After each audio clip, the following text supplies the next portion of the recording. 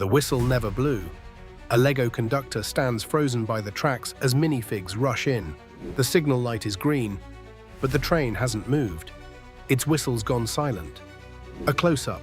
A whistle piece lies shattered, but there are no footprints in the dust. The engineer checks his watch. 3 minutes slow. Another minifig sneaks behind a cargo crate.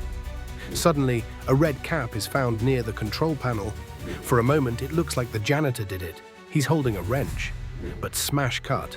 The real culprit is a tiny Lego bird clutching the whistle piece in its beak. End scene.